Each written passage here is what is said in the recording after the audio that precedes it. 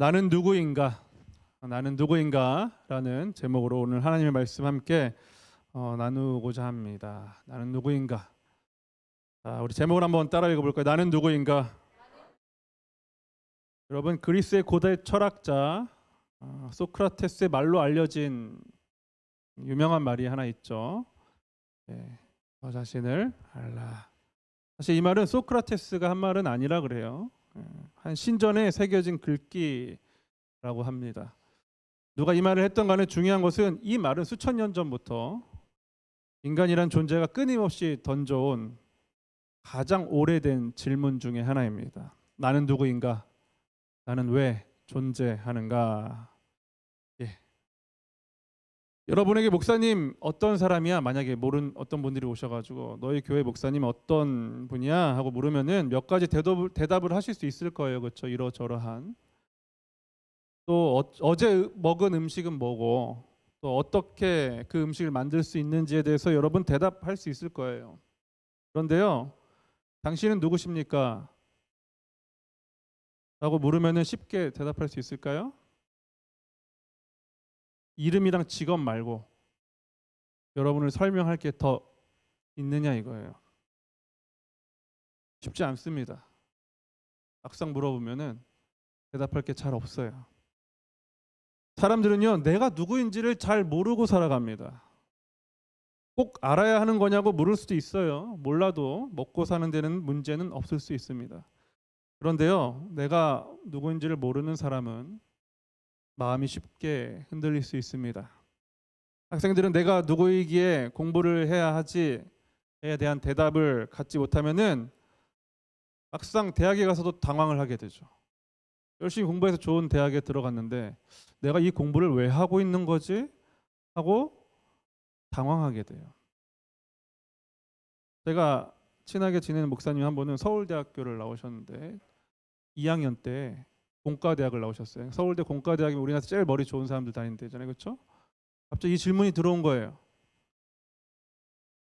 그리고 자퇴를 하고 백석대학교라고 천안대학교, 예전에 천안대학교 신학과에 재입학을 하셨어요. 백석대학교랑 서울대학교랑 하늘과 땅 차이입니다. 죄송하지만 그 질문 때문에 목회자의 길로 들어섰습니다. 취업을 하고 되면 경우가 있어요. 내가 왜 돈을 벌어야 하지? 여러분, 아이를 낳은 엄마들을 보니까요, 아이를 낳고서 많이 혼란스러워합니다. 임신을 하고 아이를 낳는 순간 그동안 살아왔던 자기 삶이 없어지기 때문이에요. 그러다 어느 날 문득 이런 생각을 하는 거예요. 엄마들을 보니까 나는 아기를 키우는 기계인가? 내 삶을 이제 없는 건가? 도대체 나는 누구지? 왜 이렇게 지쳐서 침을 흘리면서 잠들어 있는 걸까? 그러다가 심하면은 우울증이 찾아오기도 합니다. 무언가를 하고 있는데 왜 하는지 모르겠고 자꾸 불안해지는 거예요. 때로는 열심히 하는 일에도 이게 잘하고 있는 게 맞나 하는 의심이 들기도 합니다.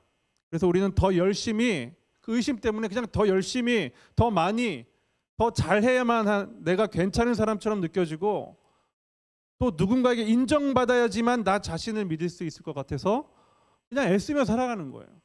내가 누군지 모르면서 열심히 물어봅니다. 당신 누구십니까? 몰라요. 왜 그 일 하십니까? 잘 몰라요. 그냥 제일 많이 하는 대답은 이거잖아요. 먹고 살기 위해서 합니다. 그것도 중요하죠. 먹고 사는 것도. 그러다 문득 어떤 날에는 괜히 마음이 초조해지고 위축이 되는 날도 있어요. 또 애써 잘 참고 살아가던 일상이 누군가의 말 한마디로 인해서 또 어떤 사건으로 인해서 완전히 주저앉아지기도 합니다.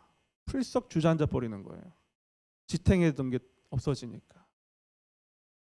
그러다 보면 마음 한구석에 설명하기 힘든 공허함이 찾아오고 어디로 갈지 몰라가지고 방황하게 됩니다.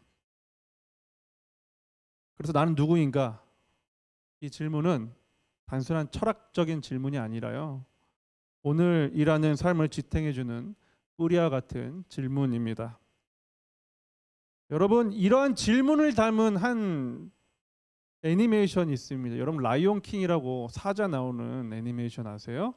한번 좀 모르시는 분들을 위해서 얘가 주인공이에요. 심바라는 주인공인데 라이온 킹이라고, 라이온이 사자고 영어로 킹이 왕입니다. 사자 왕 이런 뜻이에요.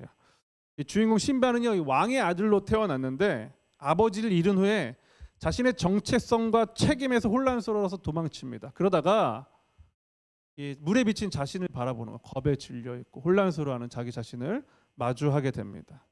광야에 숨어 살면서 자유로울 것 같았지만 자유는 없었고 사실은 의미 없이 방황하는 삶을 살게 됩니다. 그때 하늘에서 죽었던 아버지의 음성이 들려옵니다.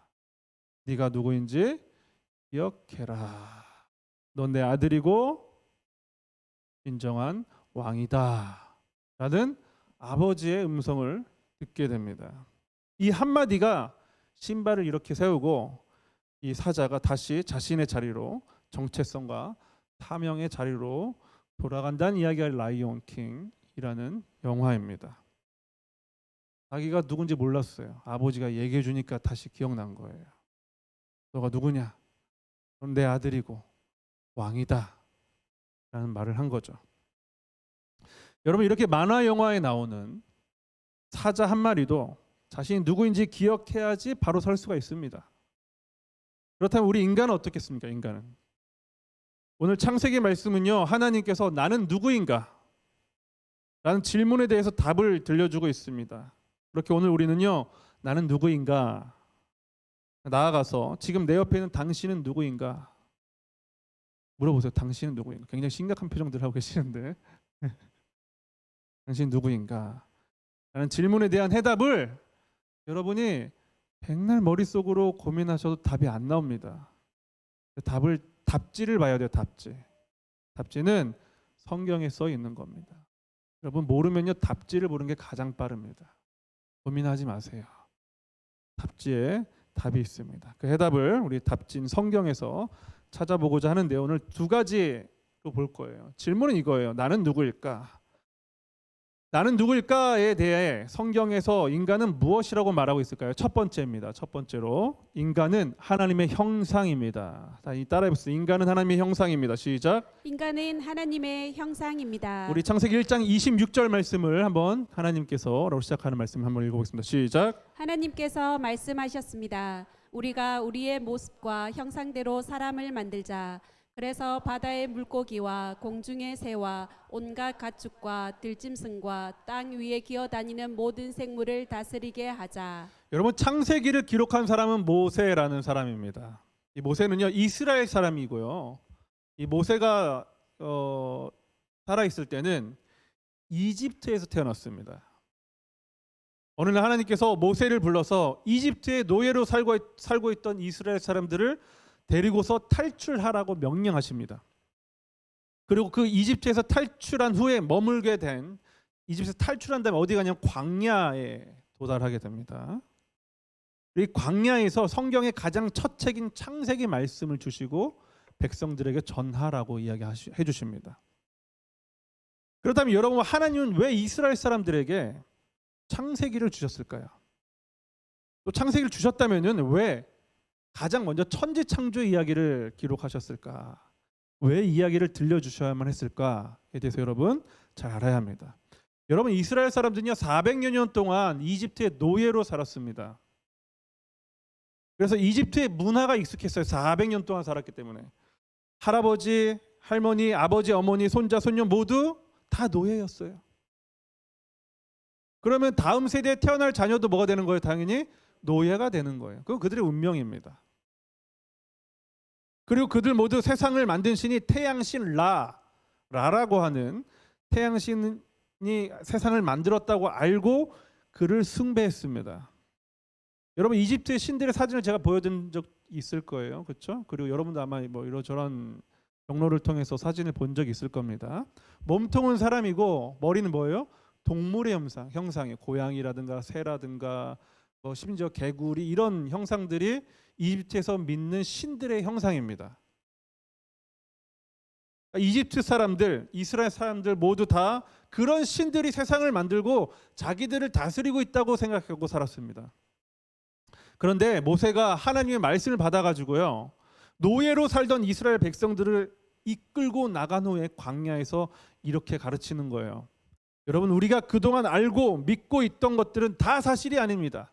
다 가짜입니다. 태초에 하나님께서 천지를 창조하셨습니다. 빛과 어둠, 하늘과 바다, 우주에 있는 해, 달, 별, 저 새들과 바다의 물고기들, 그리고 육지의 모든 생명과 환경들을 다 여호와 하나님께서 만드신 겁니다. 그리고 그분이 6일째 되는 날에 우리 인간을 만드셨습니다. 여러분, 그리고 그 하나님께서 저와 여러분을 이집트에서 탈출하게 하시고 우리의 정체성을 다시 확인하게 해주시는 겁니다.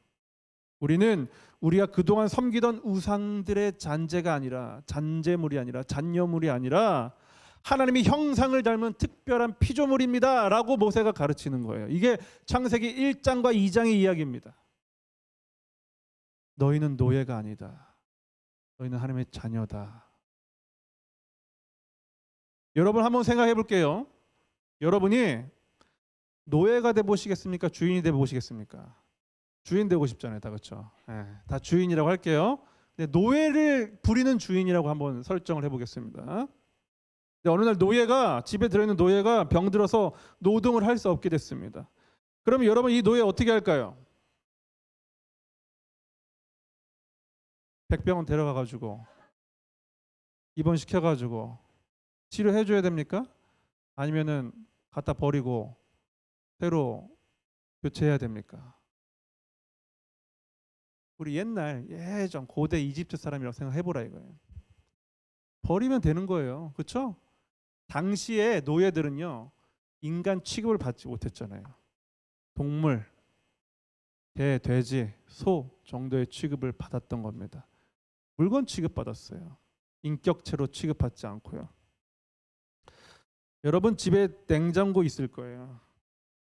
여러분, 냉장고가 고장이 났는데 고칠 수 없는 지경에 이르면 어떻게 되죠? 버리죠. 그리고 새로 삽니다. 그래서 다른 걸로 대체가 가능합니다. 노예가 그런 거예요. 대체가 가능한 존재.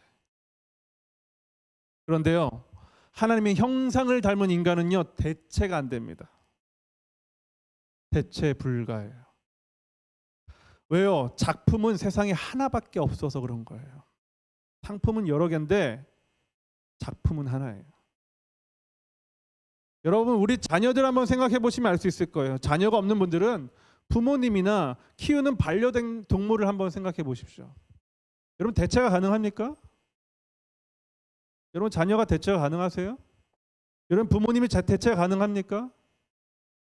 여러분, 개, 고양이 키우는데 자식처럼 키우시더라고요. 개가 조금만 아프면 막 난리가 나요. 대체 가능합니까? 이 강아지가 좀 마음에 안 드니까 바꿔야지. 돼요? 안 된다고요. 저에게 자녀가 3명 있잖아요. 딸이 2이 있고 아들이 1 있어요. 그런데 딸이 2 있다고 해서 딸이 하나만 있으면 될까요? 하나 버리고 하나만 있으면 될까요? 안 됩니다. 안 되는데 절대 안 됩니다. 대체 불가입니다. 안 바꿀 거예요. 절대 안 바꿀 겁니다. 첫째는 첫째대로요. 둘째는 둘째대로, 그리고 하나 있는 아들은 또 아들대로 대체 불가입니다. 저한테는요. 너무너무 슬픈 일이긴 하지만 이 자녀를 먼저 보낸 부모님들의 이야기를 들을 때가 있습니다. 종종 그런 일을 보는데요. 이런 분들이 하나같이 하시는 말씀이 있어요.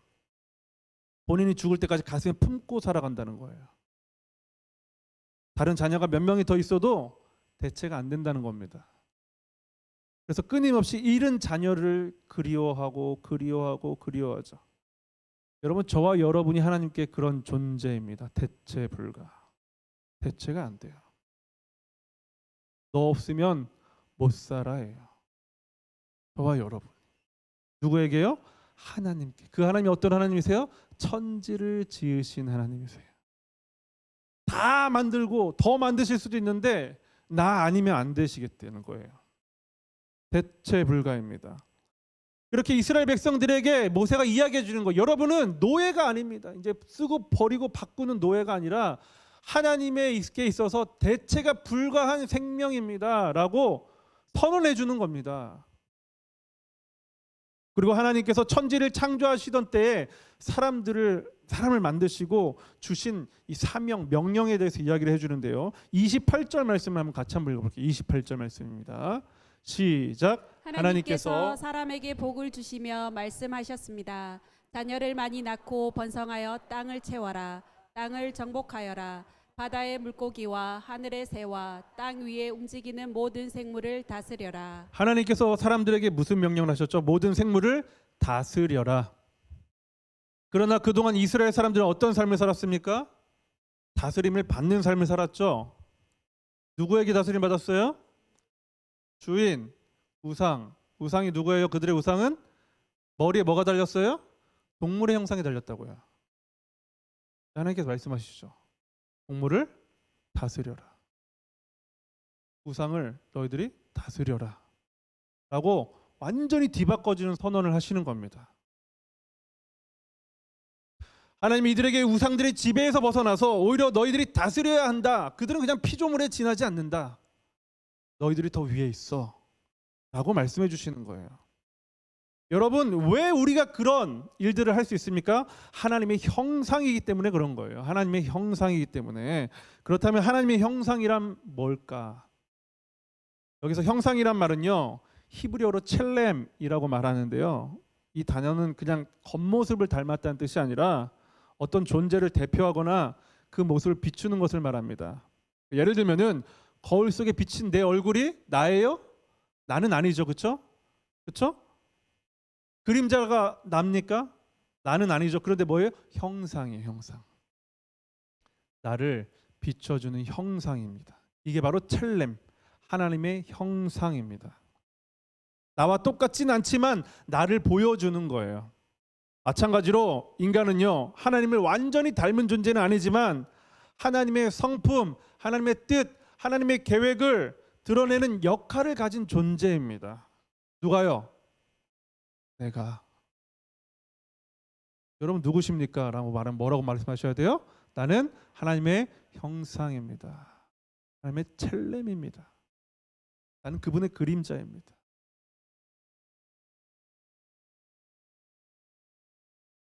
그래서 하나님의 형상인 인간은요, 하나님의 음성을 듣고 반응하고 교제할 수 있습니다. 창세기 3장 9절에 보면요, 하나님께서 아담을 부르시면서요, 아담아 어디 있느냐라고 말씀하시거든요. 왜 이 말씀하셨을까요? 들으라고. 아담아 어디 있느냐 하고 말하면 아담이 뭐라고 대답할 수 있겠죠, 그렇죠? 하나님과 교제가 가능하다는 거예요. 동물은 안 됩니다. 인간은 다른 피조물들과 달라서 하나님과 인격적 관계를 맺고 살아갑니다. 정리를 하자면 하나님과 인격적으로 관계를 맺고 산다는 것은 이성, 도덕성을 가지고서 자유의지로 하나님과 관계를 맺는다는 걸 의미해요. 이것이 다른 피조물들과 차원이 다른 차별성입니다. 그래서 저 여러분은 하나님의 피조물로 대체 불가입니다. 우리 옆에 계신 분들께 한번 해보세요. 당신은 대체 불가입니다. 시작. 대체를 해버리고 싶으실 수도 있어요. 물론 그렇지만 대체 불가해요. 하나님께는 막 대체를 하고 싶으시겠죠. 그러나 하나님께 대체 불가라고요. 안 됩니다. 그래서 마지막 우리가 두 번째로 성경에서 말하는 인간이란 무엇인가? 나는 누구일까? 두 번째로 인간은 흙입니다. 따라 읽어보겠습니다. 인간은 흙입니다. 인간은 흙입니다. 우리 창세기 2장 7절 말씀 같이 한번 읽어보겠습니다. 시작. 그때 여호와 하나님께서 땅의 흙으로 사람을 지으셨습니다. 그리고 사람의 코에 생명의 숨을 불어 넣으시니 사람이 생명체가 되었습니다. 창세기는요, 이렇게 인간이 하나님의 형상을 닮은 존귀하고 특별한 존재라고 밝힙니다. 그런데 주목해서 볼 부분이 있잖아요, 그렇죠? 이렇게 존귀한 존재인 인간을 만든 재료가 뭐라는 거예요? 흙입니다. 흙. 흙은요, 히브리어로 구약 성경에 쓰인 히브리어로 아다마라고 해요. 아다마. 땅에 있는 흙을 가리킵니다. 여러분 근데 이 아담아라는 말 어디서 들어본 것 같지 않으세요? 아담아. 아담 아세요? 아담? 가장 첫 번째로 하나님께서 창조하신 인간의 이름이 아담. 여기서 온 거예요. 흙에서 온 거예요. 흙에서. 아담은 사람 이름이기도 하지만요, 그 뜻은 원래 사람, 인류, 인간을 뜻합니다. 이게 아담의 뜻이에요. 흙이라는 거예요. 여러분, 흙은 가치가 있습니까? 없습니까? 별로 없어요. 있긴 있는데 잘 없어요. 요즘에 흙이 귀해져서 돈을 주고 사기도 하지만, 여러분 농사를 짓는다거나 뭐 공사를 해야 하는 특별한 상황이 아니면 여러분 막 흙을 소중하게 여기는 분 계십니까? 그런 분 계셔요? 없어요. 저는 못 봤어요. 왜냐하면 흙은요 가치가 없어요. 낮아요. 하찮아요. 흔하게 있기 때문입니다. 물론 도시에 있는 흙을 보기 좀 힘들지만 흙이란 건 그런 거예요. 근데 저와 여러분의 재료가 뭐예요? 흙이라는 거예요. 그래서 죽으면 흙으로 돌아가죠. 근데 이렇게 하찮은 흙이 하나님의 손에 붙들려서 생명의 숨, 생기라고 하죠. 생기를 불어넣으시니까 어떻게 됩니까? 살아있는 존재가 됩니다. 여기서 생명의 숨, 생기는요 구약성에서 딱 한 번 나오는 단어로 매우 특별한 의미가 있습니다. 여러분, 그렇다면 하나님의 숨결이 없으면 인간은 뭐예요? 흙이에요. 그래서 하나님과 분리된 상태가 된다면 우리는 그냥 흙인 것뿐입니다. 인간의 눈으로 볼 때는요, 하나님을 믿으나 안 믿으나 걸어다니고 말하고 있으면은 다 살아있는 것 같아요. 그렇지만 하나님의 눈에는 어떻게 보일까요? 흙이에요. 하나님의 숨결이 없으면 뭐라고요? 흙이에요. 헉. 예.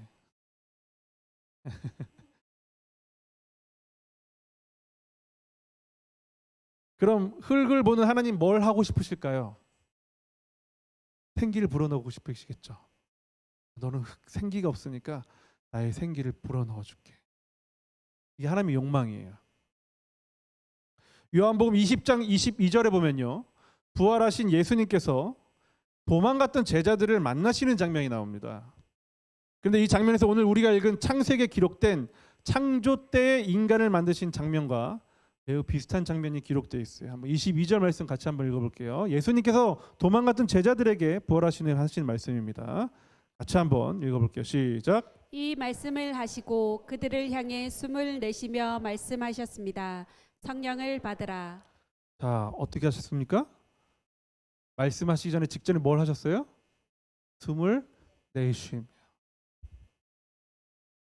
새 생명을 주기를 원하셨던 거예요. 예수님과 멀어지면 흙입니다. 그래서 재창조를 하길 원하셨던 거예요. 예수님께서 숨을 쉬시고 성령을 받아라. 이 성령, 생명, 르하, 히브리 성경에 써 있는 생기가 없으면 제자들은요 단지 형체만 있는 존재이기 때문에 예수님께서 다시 가셔서 그들에게 숨을 불어넣으시면서 인간답게 살기를 원하셨습니다. 그렇기 때문에 저 여러분은요 이 창세기에 나타난 사람의 창조의 원리를 기억하면서 하나님의 생기로 살아가야지 인간답게 살 수 있는 겁니다. 여러분, 왜 성령을 받아야 합니까? 성령 받으라, 성령 받으라 하잖아요. 왜 성령 받아야 되는 거예요? 인간답게 살기 위해 성령 받는 거예요. 다른 이유가 없습니다. 인간답게 하나님의 창조의 목적대로 다시 회복된 삶을 살기 위해서 성령 받는 거지, 어떤 뭐 다른 무언가를 하기 위해서 성령 받는 게 아니란 말이에요. 여러분, 말씀을 마치겠습니다. 처음 드렸던 질문을 스스로에게 다시 한번 해볼게요. 나는 누구인가? 여러분 한번 물어보세요. 옆에 있는 분에게 당신 누구십니까? 하면 대답을 한번 해보십시오. 시작.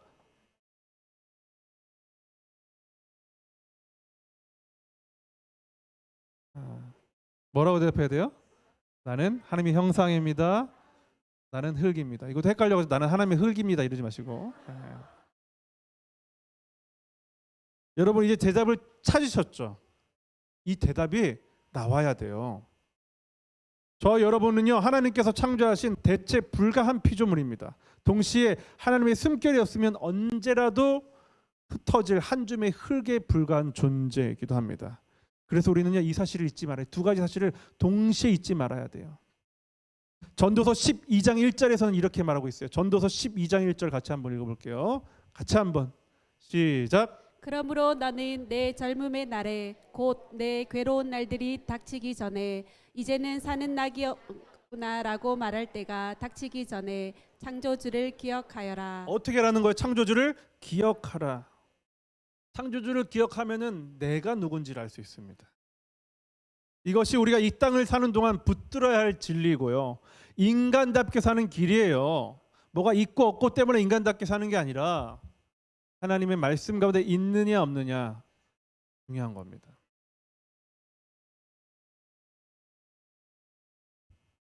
여러분, 그렇기 때문에 우리는요, 자신을 지나치게 별 볼 일 없는 존재로 여기면서 위축돼서도 안 되고요. 절대 그렇게 하시면 안 돼요. 왜요? 하나님의 형상이기 때문에. 반대로 하나님 없이 스스로를 대단한 존재로 여겨서 교만해서도 안 됩니다. 왜요? 흙이기 때문에 그런 거예요. 그래서 우리는 위축될 필요도 없고 교만할 이유도 없습니다.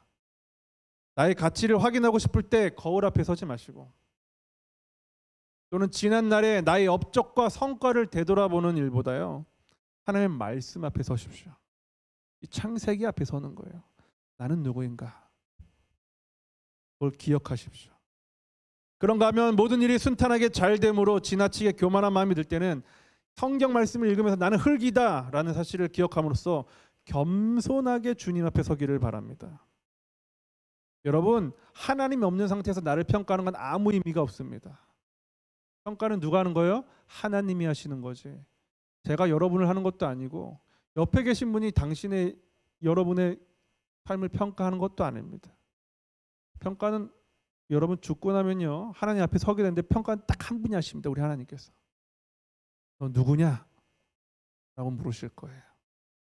이렇게 말씀으로 나를 바라보며 내가 누구인지를 분명하게 알므로 언제나 겸손과 또 자신감 있는 삶 가운데서 균형 있는 삶을 살면서 내 삶은 언제나 하나님 앞에 놓였음을 기억하며 살 수 있는 저와 여러분 될 수 있기를 우리 주 예수 그리스도 이름으로 축복합니다.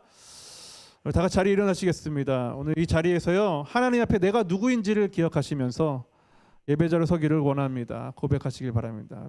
불편하신 분들 앉아 계셔도 괜찮습니다. 우리 다 같이 찬양하겠습니다.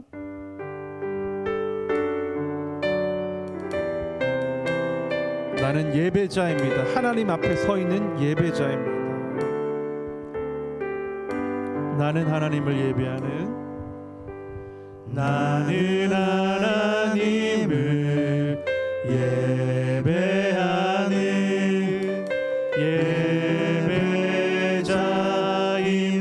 예배자입니다. 내가 서 있는 곳 어디서나 하나님을 예배합니다. 내 영혼 거룩한 은혜를 향하여 내 마음 완전한 하나님 향하여 이곳에서 바로 이 시간 하나님을 예배합니다. 다시 한번 찬양합니다. 고백합니다. 나는 하나님을 예배하는 예배자입니다.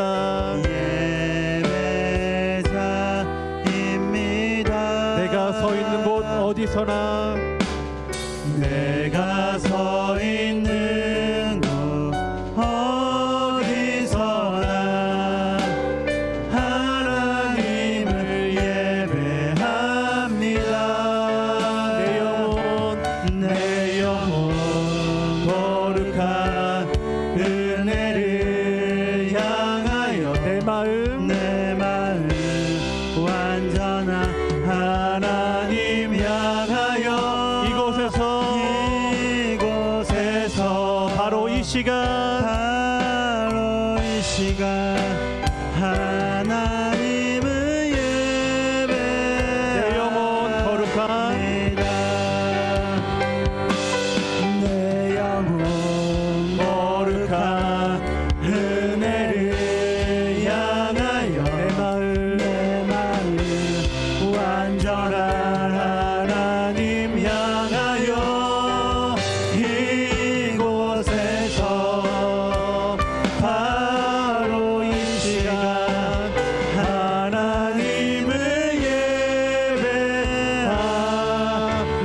이곳에서 바로 이 시간 이곳에서 바로 이 시간